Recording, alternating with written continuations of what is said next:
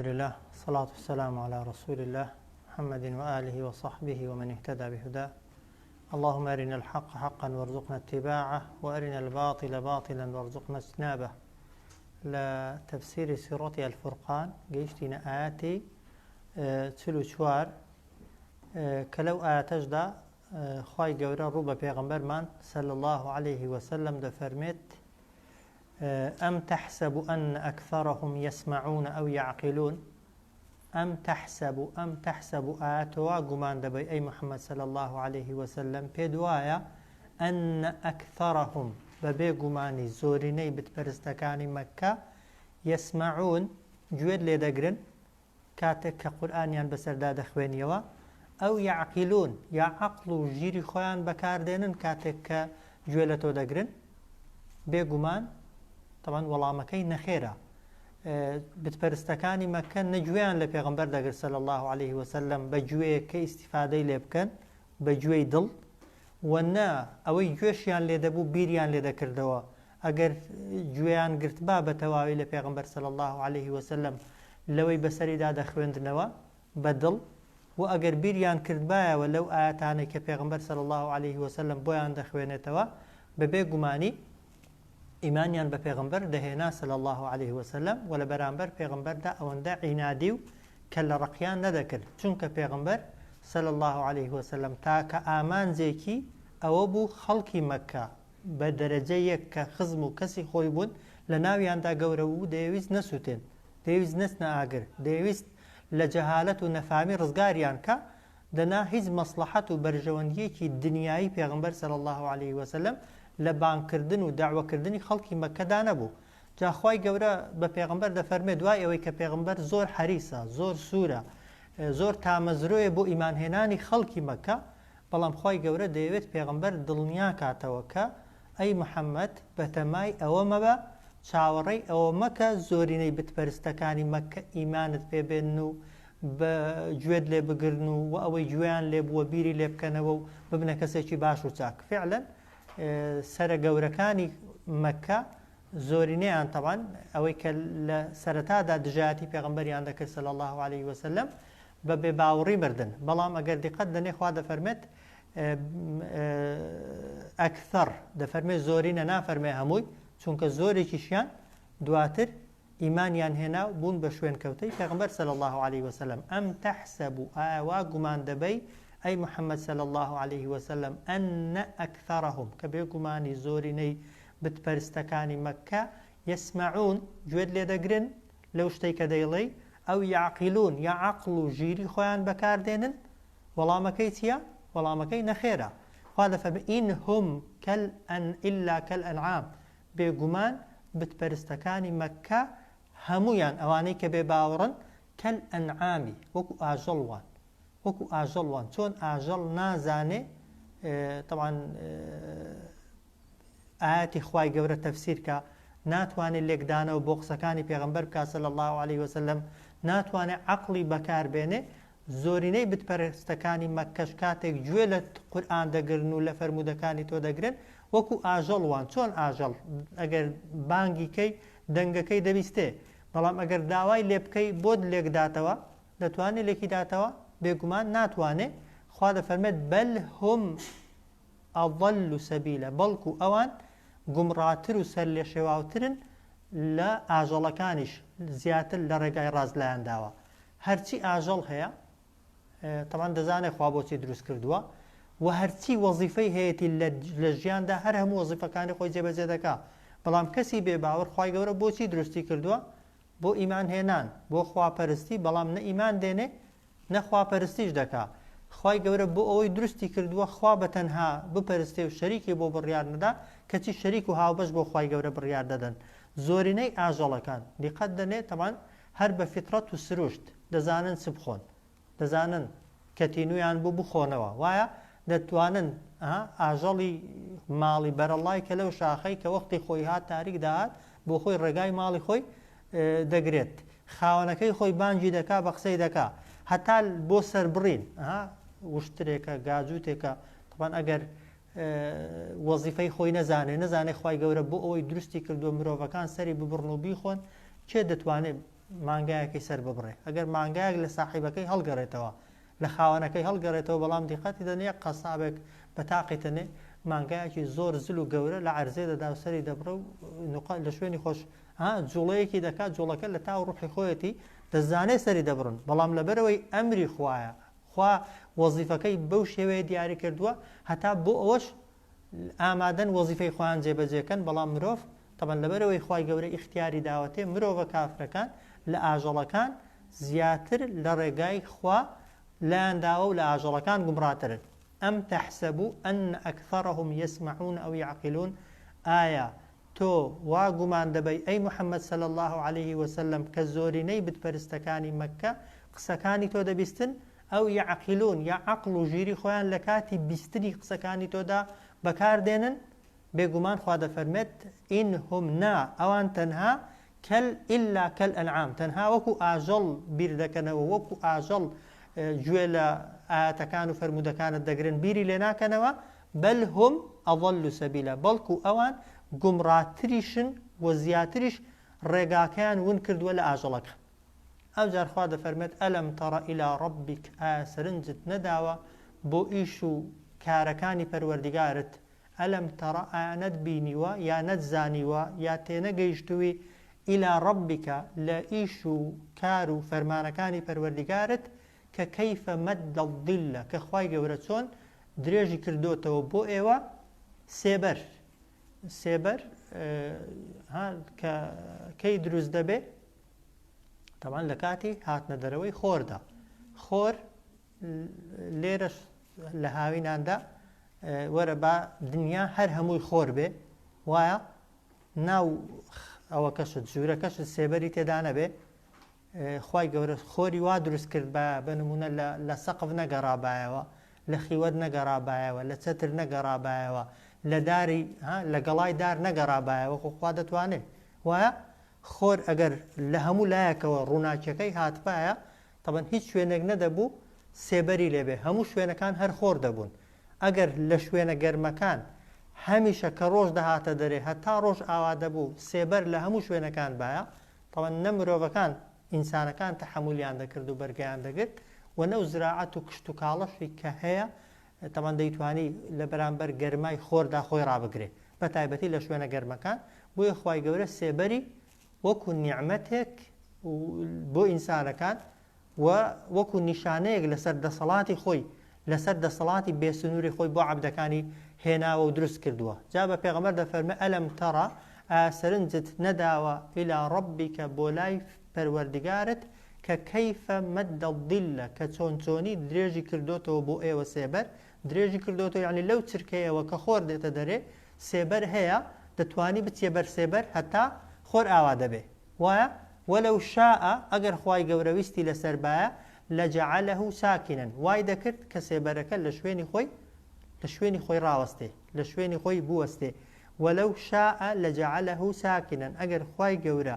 ویستی لەسەر بایە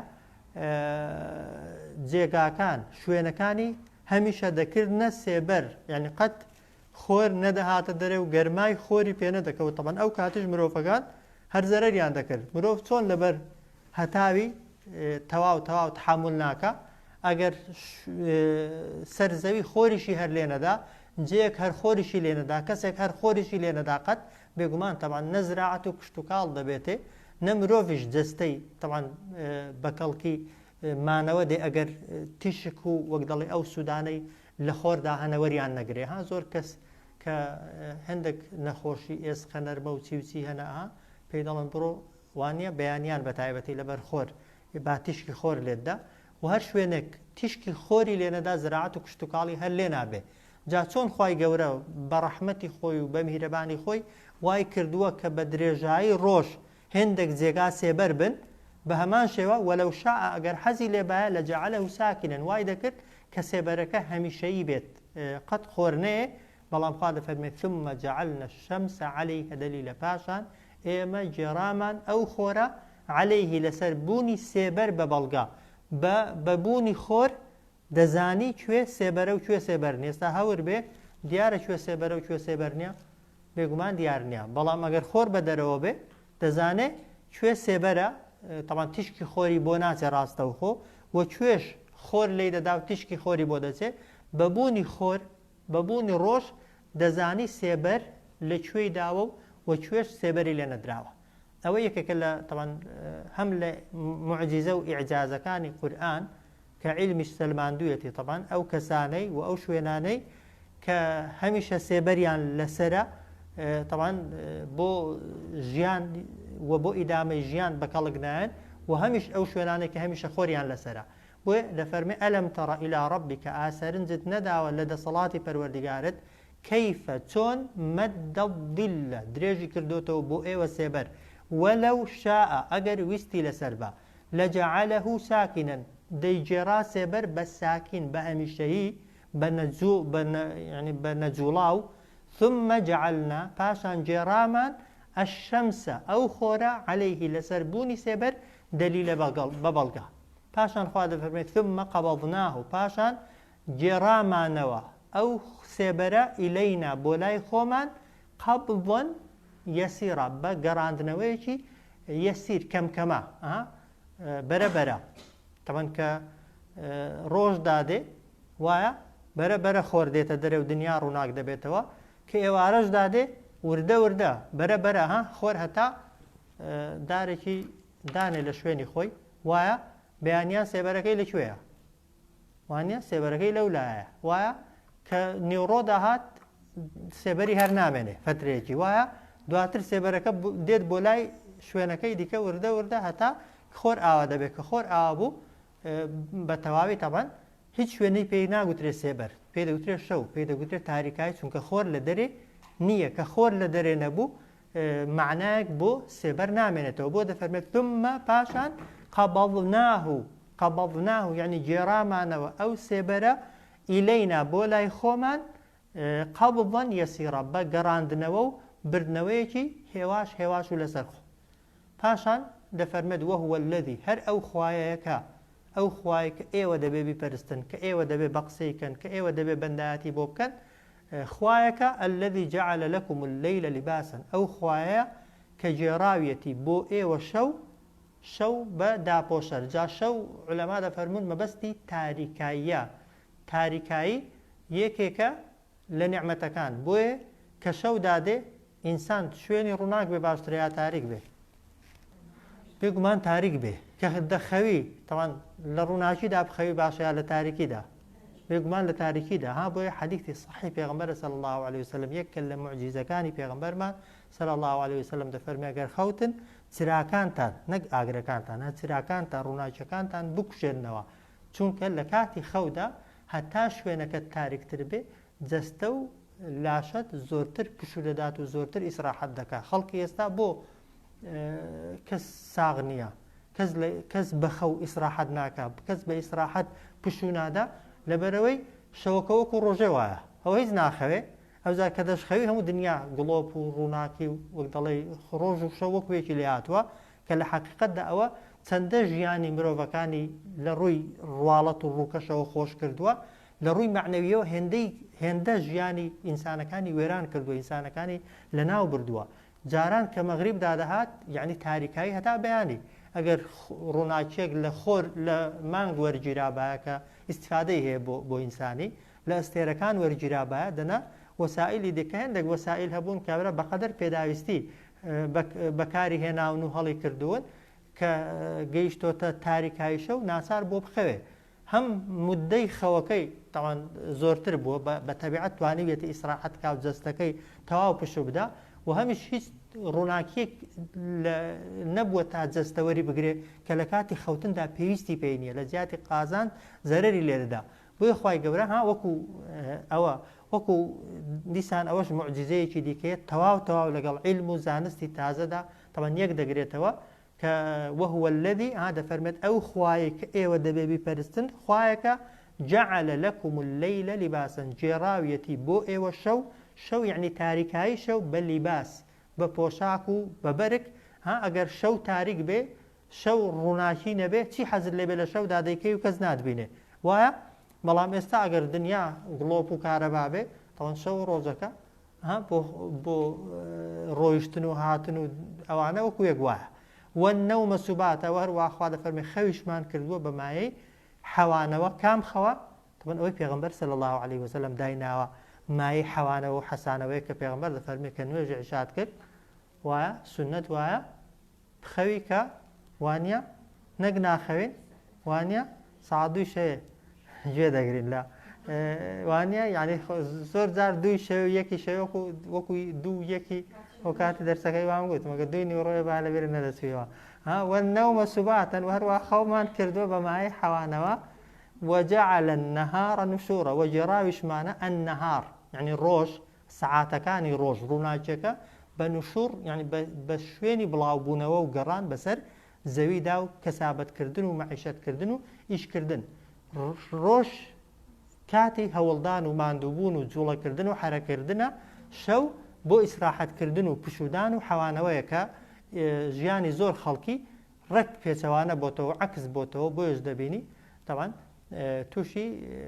سەدان نەخۆشی هەم جەستەیی و هەم دەرونی دەبین جاری وایە وهو الذي جعل لكم الليل لباسا ئەو خوایە کە جێراویەتی بۆ ئێوە شەو بە شەو تاریکایی بە پۆشاک و داپۆشەر والنوم سباتا وهروە خەوی کردووە بە مایەی حەوانەوە و حەسانەوە وجعل النهار نشورا وجێراویشێتی خوای گەورە ڕۆژ ئەو نەهارە يعني شەمزناها يعني سعاتەکانی ڕۆژێ بە نوشور بە جێگای بڵاوبوونەوە و بە خەبەرهاتن و گەڕان و سوڕان بەسەر زەویدا یەکێکی دیکە وهو الذي وهو ئەو خوایە کە ئێوە دەبێ بیپەرستن ئێمە دەبێ بیپەرستین کام خوایە الذي وەصفی ئەو خوایە کە دەبێ ئێمە بیپەرستین شەریکی بۆ بڕیار نەدەین الذي أرسل الرياح أو خواي كرواني كردون الرياح بايكان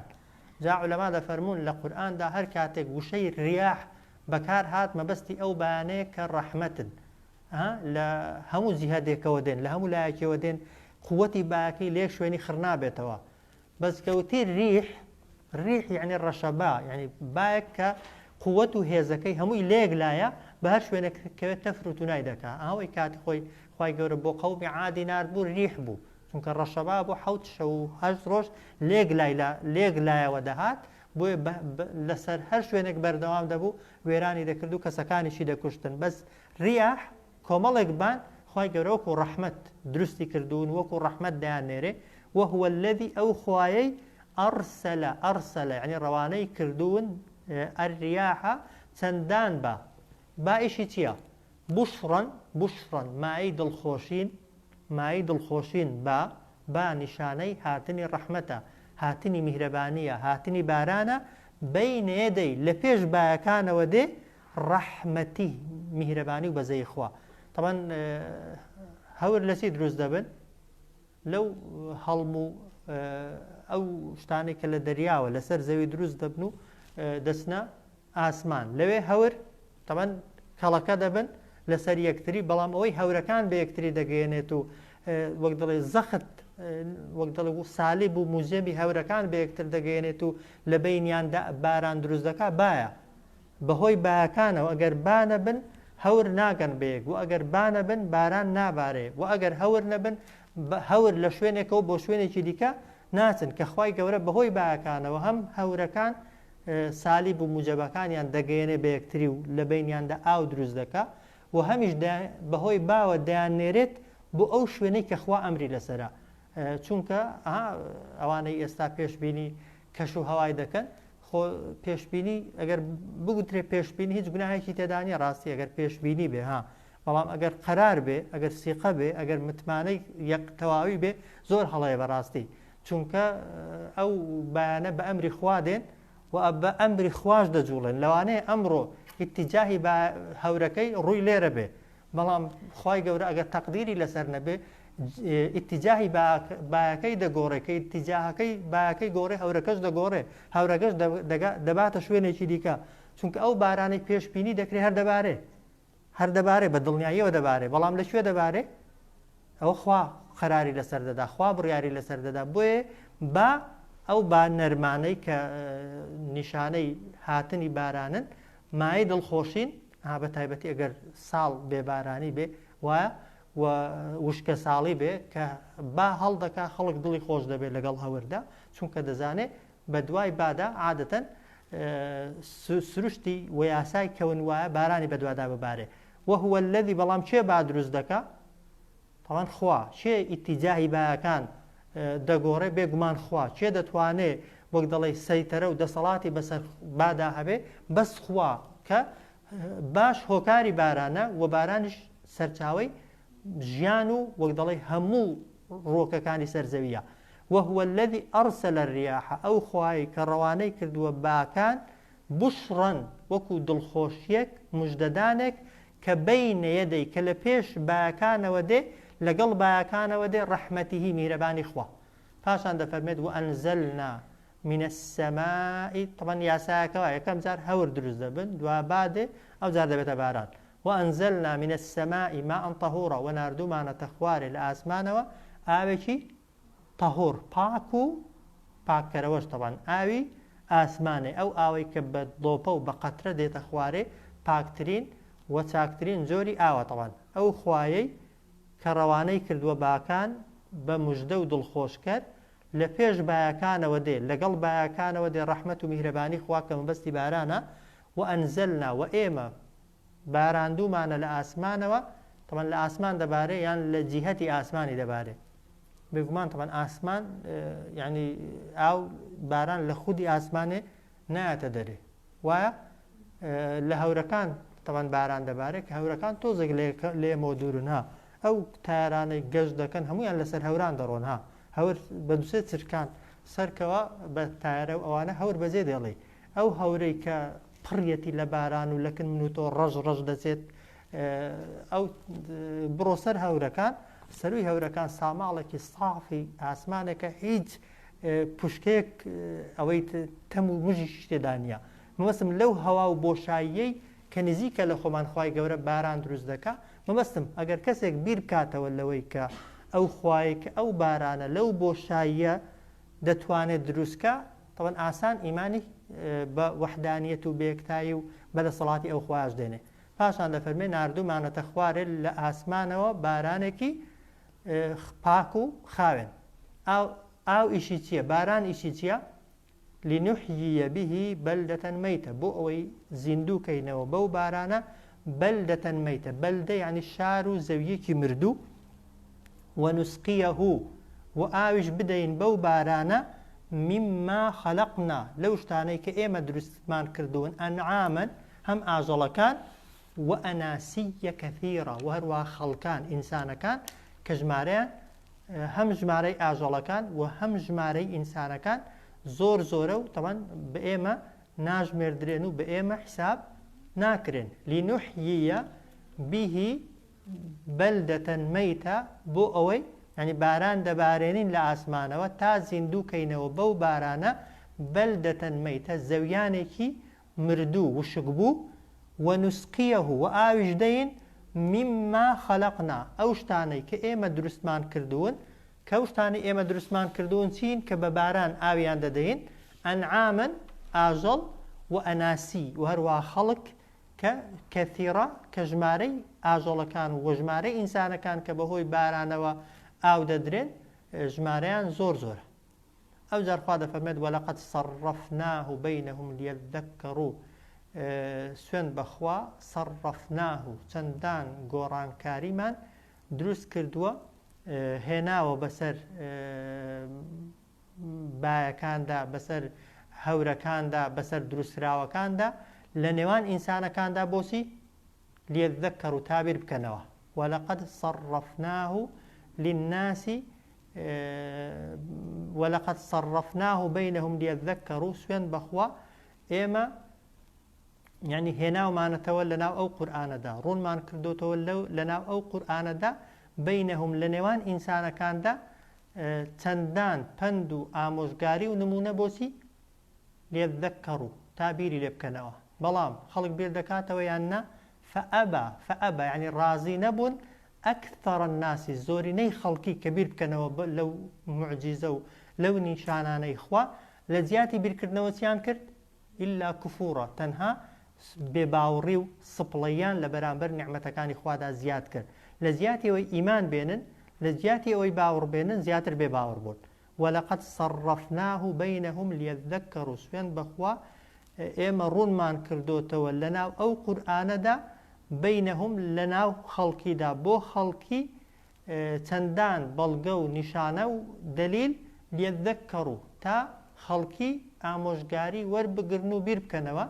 بەڵام فەئەبا ئەکثەڕ الناسی زۆرینەی خەڵکی ڕازی نەبوون بە بیرکردنەوە هەڵگەڕانەوە لە بیرکردنەوە لە خوا ئیلا کوفوڕە تەنها کافریەتی و بێباوەڕیان زیاد کرد لە زیاتی ئیمانهێنان و بیرکردنەوە وازەحە وەلەقەد صەرەفناه بەینەهم لیەذەکەڕوا سوێن بەخوا ئێمە یعنی ڕوونمان کردەوە و هێنامانەوە بۆیان لەناو ئەو قورئانەدا چەندان نمونە و بەڵگە لەناو خۆیاندا تابیر بکەنەوە فەئەبا ئەکثەڕ الناسی زۆرینەی خەڵکی هەڵگەڕانەوە لە بیرکردنەوە بیریان نەکردەوە ئیلا کوفوڕە تەنها بێباوەڕ بوون و بێباوەڕیان هەڵبژرد ئەوجا خوا دەفەرمێ وەلەو شئنا ئەگەر ئێمە حەزمان لەسەر لێبە لەبەعەثنا فی کولی قەڕیەة نەذیرا دەمان نارد لە هەر ئاوەدانیەک بۆ هەر ئاوەدانیەک پێغەمبەرێک یعنی لە جیاتی ئەوەی تۆ بکەین بە پێغەمبەری هەموو خەڵکی پێغەمبەری هەموو سەرزەوی پێغەمبەری تا قیامەت کە پێغەمبەری ئێمە معلومە هەم پێغەمبەری هەرچی ئینسان و جنۆکە هەیە و هەمیش پێغەمبەری هەموو شوێنەکانە ئەگەر خوای گەورە حەزی لێبا ویستی لەسەر بایە ئەرکی پێغەمبەری تۆزێک سوکتر دەکرد وەلەو شئنا ئەگەر ویستمان لەسەر با لەبەعەثنا ڕەوانەمان دەکرد فی کولی قەڕیەة لەناو هەر ئاوەدانیەکدا پێغەمبەرێک بەڵام خوای گەورە وای نەکردووە دواتر لە ئاەتەکانی دواتردا باسی دەکات کە خوای گەورە محەممەدی صلی الله عليه وسلم کردووە بە ئاگادارکەرەوە و مژدەدەر بۆ هەرچی خەڵکی سەرزەویە جاخوا دەفەرمێت فەلا تطع الکافرینە نەکەی گوێڕایاڵی ئەو کەسانە بکەی کە بێباوەڕن گوێڕایاڵیان بکەی لە چیدا لەوەی کە پێت دەڵێن واز لە خواکەی خۆت بێنە وەرە لەگەڵ ئێمە ڕێککەوە وەرە جنێو بە خواکانی ئێمە مەدا وەرە با دەوڵەمەندت کەین وەرە با دەسەڵاتت دەینێ هەر پێشنیارێکیان بۆ کردی فەلا تطع الکافرینە لەگەڵ بە هیچ شێوەیەک گوێڕایاڵی کەسە بێباوەڕەکان نەکەی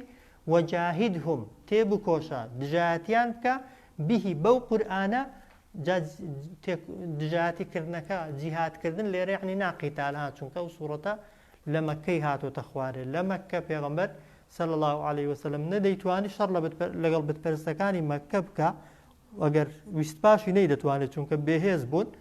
و نەخوای گەورەش ڕێی پێدابوون شەڕکەن جیهاد لێرە بە معنای جیهادی قسەیە جیهادی مجادلەکردنە جیهادی بەڵگەهێنانەوەیە وەجاهیدهم بیهی یعنی تێبکۆشە لەگەڵیان بەڵگە و نمونە بێنەوە بۆیان بەهۆی ئەو قورئانەوە جیهادن کەبیڕە بە هەوڵدان و تێکۆشانێکی زۆر گەورە کە زۆرێک لە عولەما دەفەرمون جیهادی داعوەکردن و بانگەوازیکردن بۆ لای خوای گەورە گەورەترە لە جیهادی قیتال چونکە تۆ کاتێک شەڕ دەکەی لەگەڵ خەڵکی بێباوەڕدا ئەگەر کوشتت بۆ کوێی دەبەی بۆ جەهەنەمێ دەبەی وایە ئێگە داعوەیکەی مناقەشەی لەگەڵکەی و دەلیلی بۆ بینیەوە بە قسەی تۆ قەناعەتی کرد بۆ بەهەشتی دەبێت تەوان کامیان خێرترە خەڵکی هەڵدەیە جەهەنەمە یا بێ باشتێ بێگومان بێ باشتێ ئێمە بۆی هاتوین خەڵکی لە ئاگر بێنینە دەرێ نەک خەڵکی بۆ ئاگر بەڕێکەین بۆیە کە گوترا جیهاد مەرز نییە یعنی خەڵک کوشتن بێ جیهاد یعنی تێکۆشان و هەوڵدان لە پێناوی خوا تێکۆشان و هەوڵدان لە پێناوی خوادا هەندێک جار خوێندنەوەی ئاەتی خوایە بەسەر خەڵکیدا هەندێک جار بەڵگە بۆ هێنانەوەیە هەندێک جار قسەی نەرم و خۆشە هەندێک جار زەردەخەنە و پێکەنینە هەندێک جار مامەڵەی نەرمە ئەگەر وەلحاصل جیهادی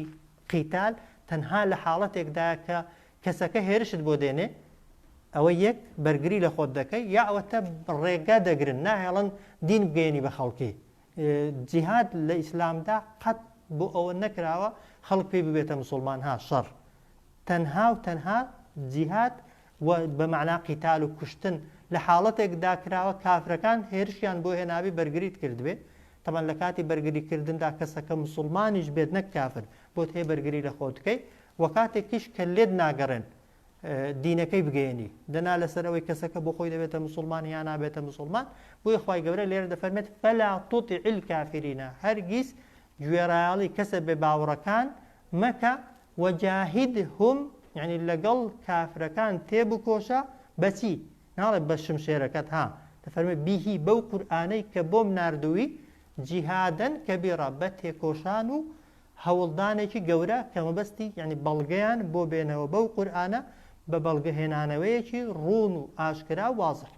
پاشان خوا دەفەرمێت وهو الذي یەکێکی دیکە لە نیعمەتەکانی خوا وهو الذي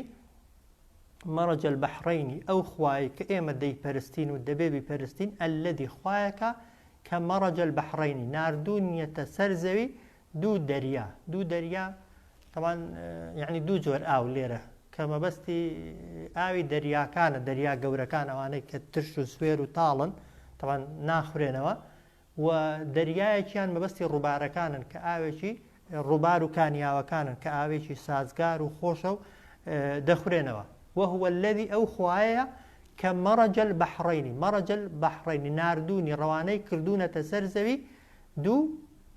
دريا هذا عذب فراد هذا أويان يكيشان آوكي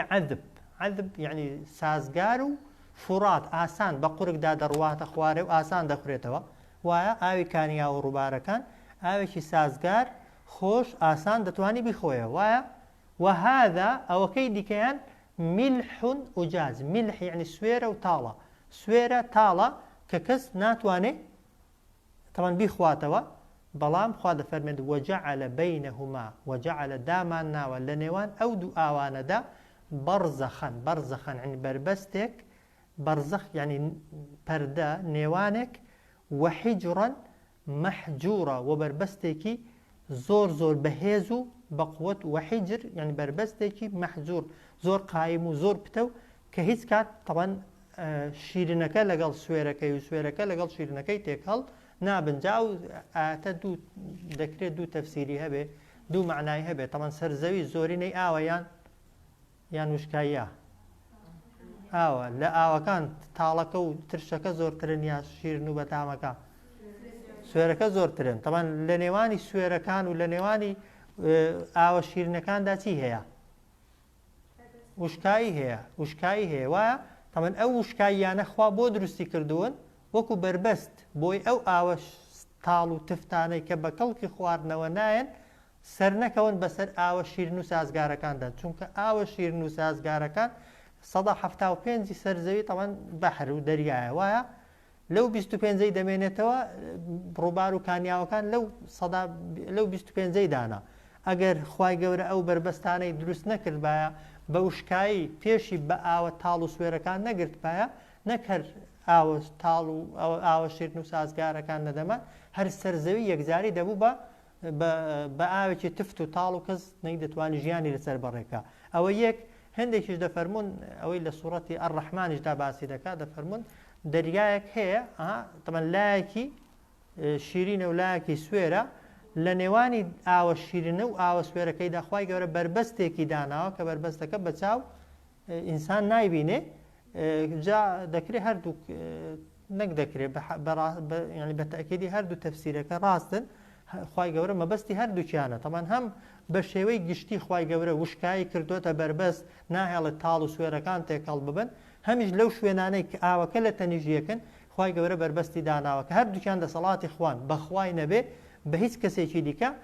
ناکرێت چونکە ئاو هێندە بە قووەتە وەرە بالافاو بێ وەرە بە قووەتی خۆت بتوانە پێشی پێ بگرە بتوانە لەبەری هەڵبێ ئەگەر لە سنووری خۆی و لە حەدی خۆی دەرچوو وهو الذي مرج البحرين ئەو خوایە کە ڕەوانەی کردووەتە سەر زەوی دوو دەریا دوو جۆر ئاو یعنی هذا عذب فرات یەکیان ئاوێکی عذب بەتامی شیرینی فرات ئاسان دەخورێتەوە وهذا ئەوەی کەیان ئەوەیان ملح ئاوێکی سوێرە وجاز تاڵە وجعل بينهما خوای گەورە دایناوە لە نێوانی ئەو دوو ئاوەدا بەرزەخەن يعني پەردەیەک وحجرا محجورا وبربەستێکی زۆر قایم و زۆر پتە جا لە ئاەتەکەشدا بەوازحی دیارە بەڕاستی بەرزەخەکە عادەتەن بربەستێکی تەنگ و تەسکە کە ئەو بۆ مەبەستی ئەو ئاوانەیە کە لێک نزیکن حجر مەحجوورەکە بربەستە قایم و بە قووەتەکان زەویەکانن وشکاییەکانن کە کەوتونە نێوانی دەریاکان و ڕووبارەکاندا کە ناهێڵن تێکەڵ بن هاتێکمان ماوانە وهو الذي خلق من الماء بشرا یەکێکی دیکە لە دەسەڵاتەکانی خوا یان لە نیعمەتەکانی خوای گەورە چییە وهو الذي ئەو خوایە کە خلق من الماء دروستی کردووە لە ئاو بەشەڕەن مرۆڤ وایە یەک جۆر ئاو ئەوەی کە مرۆڤی لێ دروست دەبێت بەڵام فەجعله جێراومانن ئەو بەشەرانە هێندێکیان بە نەسەب یعنی بە نێرینە کە وەسیهڕە و هێندێکیان بە مەینە نەسەبەکە بە خزمی ئێستا بابووی دەگوترێ نەسەب و نەسەب بە خزمێک کە لە ژنخوازیەوە دروست دەبێت پێی دەوترێت سیهڕ ئێستا سیهر یعنی زاوە ئەوەی کە لە ڕێگای کچ و مەینەوە دەبێتە دنا لە ئەسڵدان نەسەب یعنی نێرینە سیهر یعنی مەینە یەک جۆر ئاوە تەمان لێک پیاوی دەردەچێ و دەچێتە ڕەحەمی یەک ئافرەتی هێندێک جار دەبێتە نێرینە و هێندێک جار دەبێتە مەینە هێندێک کەس هەر نێرینەیە و هێندێک کەس هەر مەینەیە هێندێک کەس بە ئەمری خوا هێندێک جار ئەوە و هێندێک جار ئەوەکەیانە ئەوە لە دەسەڵاتی خوای پەروەردگار دانەبێت لە دەسەڵاتی هیچ کەسێک دانیە یەک ئاوە یەک پێک هاتەیە بەڵام بە ئەمری خوا هێندێک جار وایە دەبێتە نێرینە و هێندێک جار دەبێتە مەینە وهو الذي ئەو خوایە کە خەلق من الماء ئەو ئاوە مەبەستی باران نییە دروستی کردووە لە ئاوی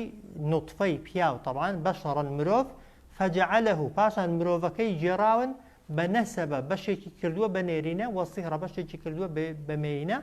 وەکانە ڕەبوکە وە پەروەردیگاری تۆ قەدیڕا لەسەر هەموو شتێک زۆر بەتوانایە چۆن لە نوتفەیەک و لە دڵۆپە ئاوێک نێرینە و مەینەی دروست کردووە ئەگەر ویستیشی لەسەر بێ ئینسان ئاوا زیندوو دەکاتەوە و لە قیامەتیشدا هەموو ئینسانەکان وەک خۆی دێنێتەوە بۆ لێپرسینەوە لەگەڵ زانینی ئەو هەموو حەقیقەتانەدا هەرچی بتپەرستی مەکەیە هەرچی مولحیدی دنیا هەیە ئێستا بیهێنە لێی بپرسە چێ بادێنێ طبعا ناچارە بڵێ خوا چێ ئینسانی دروست کردووە ناچارە بڵێ خوا چێ نایاڵێ بەحر و دەریا تێک هەڵ ببن خوا چێ باران دەبارێن ناچارە بڵێ خوا ئەی ئەگەر قەناعەتت وایە خوا ئەو هەموو کارانەی بۆ کردووی ئەی چۆن لە ئەمری ئەو خوا ئینسان دەکرێت لادا چۆن دەکرێت لە پەرستنی ئەو خوا لادا چۆن دەکرێت لە بەرامبەر ئەو خوادا ئینسان عینادی بگرێت یان ئەمرەکانی و فەرمانەکانی جێبەجێ نەکا ويعبدون لەگەڵ زانینی ئەو حەقیقەتانەدا خوا دەفەرمێ ويعبدون دەپەرستن بتپەرستەکان و مولحیدەکان من دون الله جگە لە خوا ما لا ينفعهم شتانێک کە ناتوانن سودیان پێ بگەێنن ولا يضرهم ناتوانن زەرەریشیان پێ بگەێنن بیپەرستی